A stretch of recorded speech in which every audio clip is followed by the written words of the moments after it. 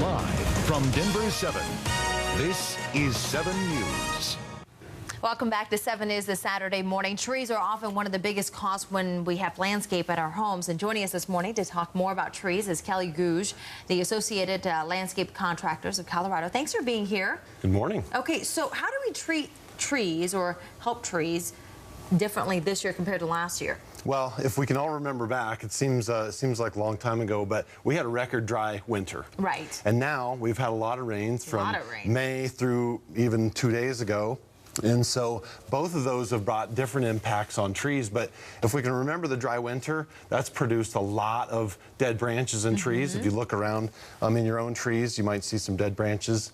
And now, with all the rains, it's brought a lot of new growth on the trees. And so really, pruning this year is probably one of the best things that you can do for your trees. Okay. Pruning out those dead branches, and then also pruning even the live branches just to make the trees as strong as possible.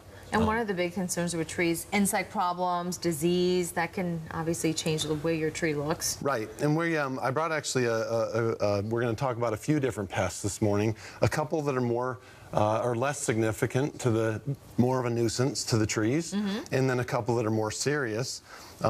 It's been a banner year for aphids. Aphids have been a really big problem, and like I said, they are more of a nuisance, but they definitely can cause stress to the trees and shrubs.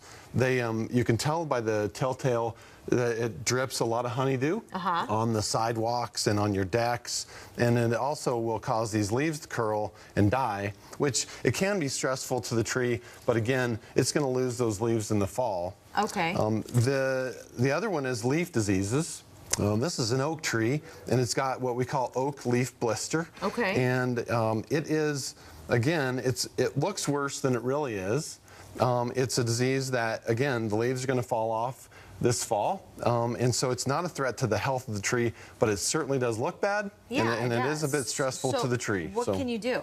Well, in this instance, there's really not much that can be done. It's the disease is already on those leaves, and again, there's nothing we can do to prevent it or to alleviate it. We're just going to have to see what happens next year. Okay. So pine beetles. We also always talk about the pine beetles problem. I think we have some pictures out there. Yeah, actually, so with mountain pine beetle, this is the same beetle that has been affecting and killing our pine forests up in the mountains for years and years. Well, the news is now those same beetles are attacking trees here in Denver, really from Castle Rock through Fort Collins and all of the Denver metro communities. Oh, wow. And so ponderosa pines and Scotch pines are really the primarily two trees where we're finding those trees attacked. And the important part about it is that in order to protect those trees, that treatment needs to be done before they attack. Okay. And so we have been we've been watching, and we believe that all the trees that you see have been attacked late last year. Okay. And so we're anticipating new attacks on those trees sometime between late July through the month of September, probably. Okay, so call and maybe get some help for preventative measures. Right. All right, thanks so much, Kelly. We appreciate you being here today. Yeah. By the way, for more information, you can go to our website, thedenverchannel.com, and click on that big red TV button. We'll have a link on all you want to know about trees, the 411 there. All right.